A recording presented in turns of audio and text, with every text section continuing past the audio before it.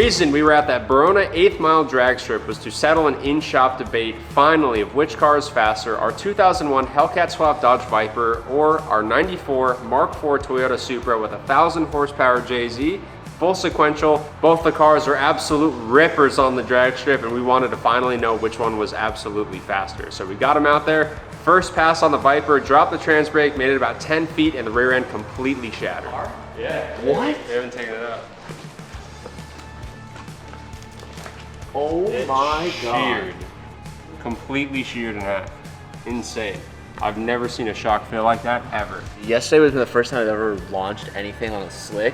And even that little dinky Miata had a crazy like dig. Yeah. And then I imagine something like this. This thing pulls like 2 Gs. Now imagine a GTR with 4 of them on it. That's nuts. Wow. So we're back in the shop. We have the Viper up on the rack, and we're gonna take you guys along for the journey. Let's see what this damage looks like.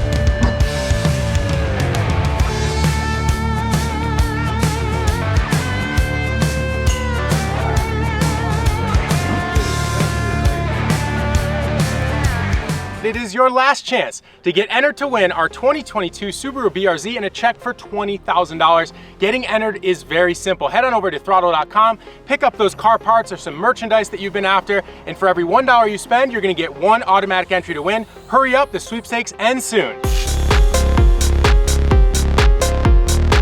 So the most obvious damage is here to our shock, where it literally sheared off of the base. So the shock absorber completely gave it up. So I don't know if the axle failed and caused the shock to fail, or if the shock failed and then the axle failed. But as you can see here, the seal is completely destroyed. The threaded flange where this section threads onto this is completely destroyed.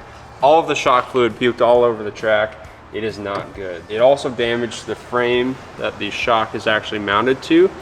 The lower flange is completely cracked, and the inside of this is all galled up from the axle flying around and beating it to death. The axle is actually intact, but the U-joint at the end of it is completely destroyed. So the flange that the axle bolts onto had one of its tanks completely ripped off, so it's junk as well. So we're gonna start disassembling it to see how much damage there actually is here.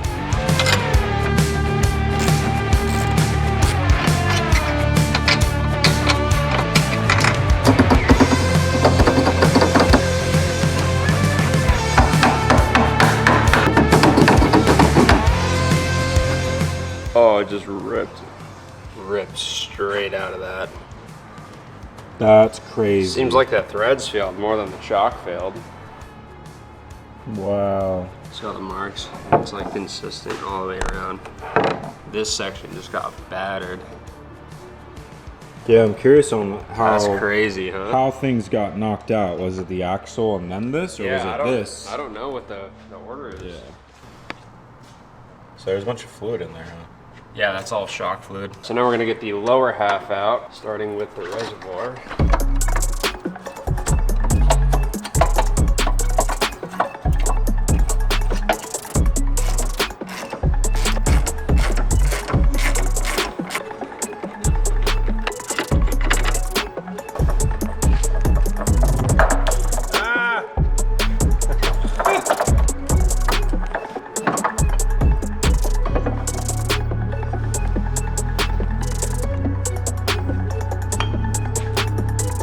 So this piece is also aluminum, and it just ripped it all out, man. That's violent. Completely fragmented the slip. This is where the seal rides right there. That's supposed to be that, and it just destroyed that section of it. And then the inside is where all the fluid sits. Yeah, exactly. So that's all your shock fluid, and this is a remote reservoir for that. This has your damper and compression adjustments on it, so compression and rebound. This part is the part that I'm actually sad got destroyed. So this is a factory Viper part, so this does not come with a shock kit, but it got cracked right there. So this part is no longer usable. It's cast aluminum, so we can't weld it or fix it. I just wouldn't trust it on a car of this power. But the inside of it just got absolutely hammered by the axle, because the CV joint, or the U joint back here, gave it up, and the axle was just like swinging around, just smashing this stuff, so not good.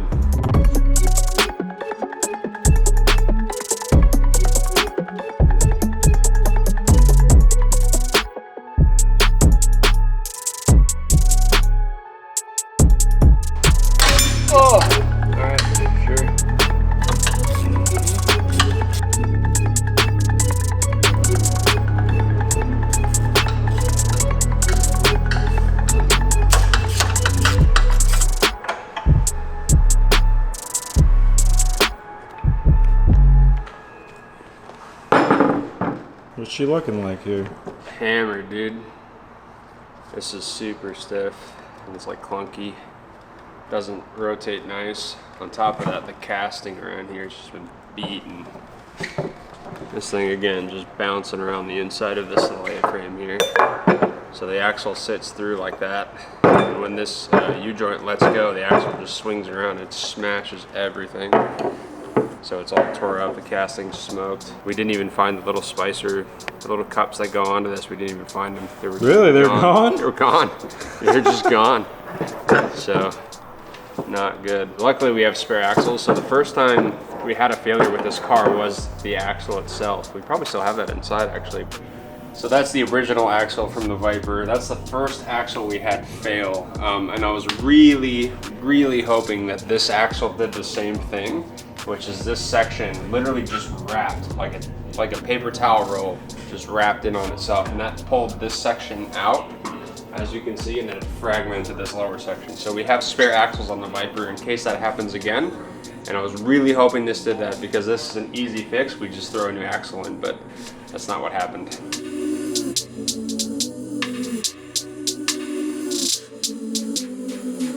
Final piece that broke is the output shaft for the axle that actually goes through the spindle and bolts to the hub. So when the axle broke, it actually snapped one of the tabs off that the U-joint mounts to, so we got to replace that as well. So let's get it out.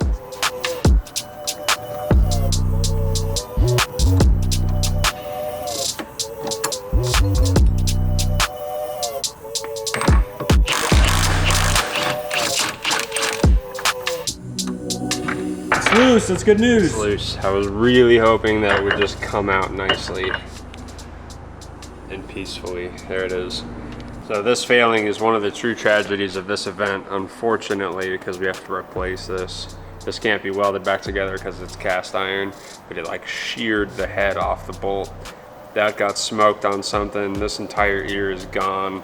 And most of the little U-tab is smoked as well. So our Penske racing shocks were custom set up and custom valved for this build, and they're about $7,000. Now we're not going to be able to just find this piece. The only ones I have found have actually been with a full set of shocks, and those range anywhere from like $800 to $1,100. And of course the axle, the only one that I found that has the spindle on it is about $800. So we can find axles all day for $400, but they don't have the front shaft piece that we need as well. So not to mention it completely ruined our track day. We couldn't race it against the Supra. And of course the time and labor to fix all this stuff. This is what $10,000 worth of damage on a drag car looks like. Our replacement parts for the Viper have arrived. We have our new axle with the new spindle insert. Our stock one shattered, unfortunately. So we got an axle with that piece on it, which is really cool. We also have our new frame for our shock itself. So the shock goes onto this, and this kind of goes through the axle. The stock one that we had cracked right here, and then the axle banged around here and destroyed the whole thing, so we had to get a new one. And of course, we sent in our rear Penske shocks. You guys know that one of them was completely destroyed. We sent the other one in for service and inspection just to make sure everything was okay, and they rebuilt both shocks for us. So we're gonna get this Viper back on the road today. Let's start getting these parts on.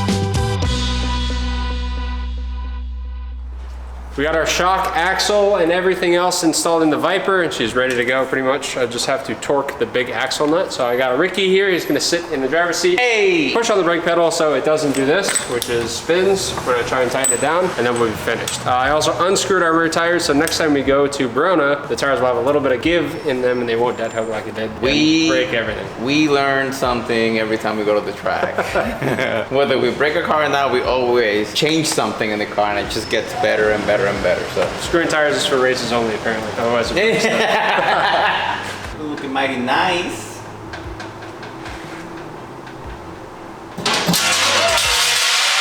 Hey, are we good? Just throw that anywhere. Alright, you're fine. You go with it.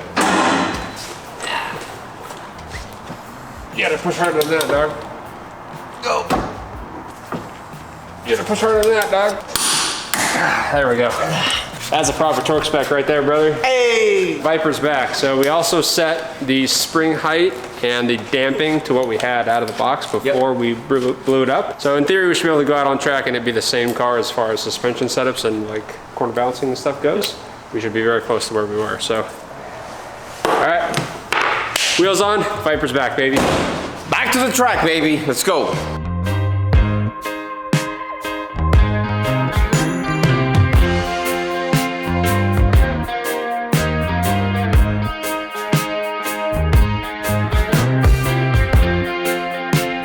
So that's gonna be it. Our Viper is back.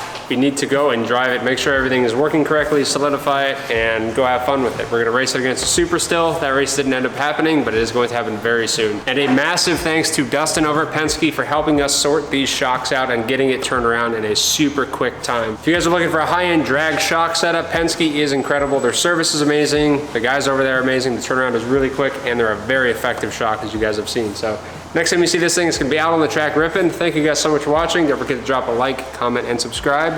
See you guys in the next episode. What's up, guys? My name is Greg Peters with the Car Passion channel, and behind me is my 1992 Mazda Miata. Try to keep it a little bit subtle on the outside. It's basically a street car build, but got a few special bits on the inside here. So this is a 2003 Mazda Miata engine. Forged pistons, forged rods, Maruha stroker crank. It made 526 wheel horsepower. It's high compression and turbo, so it runs only E85. I run about 25 pounds of boost on a Borg-Warner EFR 6758. Anyone who knows Miatas knows that the transmissions stock in these cars are absolute glass. So driveline consists of a BMW E46 5-speed, which can take tons of power and abuse, and the differential is from a first-gen CTS-V. Normally on the street, I run Youngblood 15x10s wrapped in Nankang AR1s, pretty much like an R-Comp tire, very sticky but still streetable. Willwood big brakes to get this thing woed up because it is considerably fast, much faster than it was stock, obviously. On the rear, for drag-specific setup, I run Flying Miata Kogekis in 15x9 and Hoosier DR2 drag radials. That's about it for the exterior. Little quick-release wheel. Have the IRP shifter setup, this is the first one ever made. It's designed for a BMW, but fit into a Miata because of the crazy transmission setup. So I make sure I can find those gears, hopefully, because I'm gonna be racing the Supra here, which I'm very nervous about. I just saw this thing pull the front wheels off the ground, so it's gonna be a challenging race, but I'm gonna give it all I got, and we'll see how a little street car does.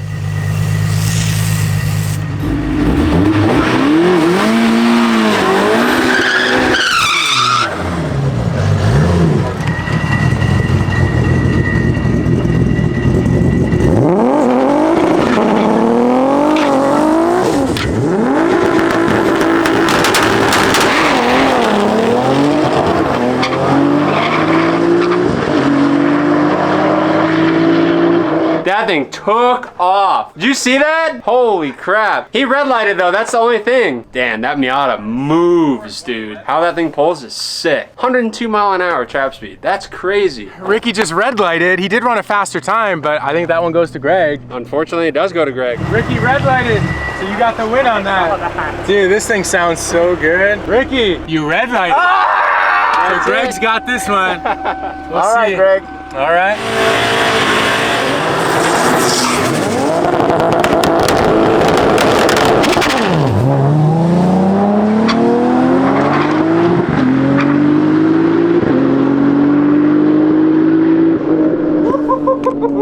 That was actually surprisingly close. They both had a really good leave. I thought the Miata left a little bit harder than the Supra did. That was a really good run by both guys. The Supra got the win, but the Miata is really close. Something happened with the launch though, right? Yeah, it bugged really bad. So it's one of those things that it can happen. It can happen. Anything can happen in the race, so it's easy for this thing to lose if it happens again. I think, so Greg also I think had a little bit of an issue because his time was quite a bit slower too. You guys want to negotiate? Yeah, if I can get the hit. All right, Greg's gonna take the hit on this one.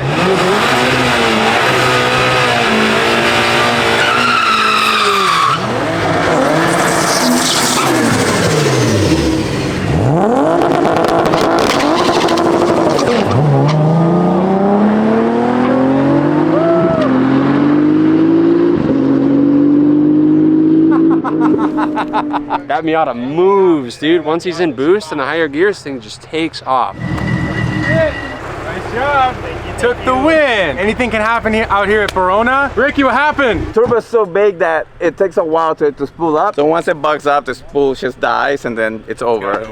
Yeah, it takes 3 miles for me to spool back up. But good job, man. Good race.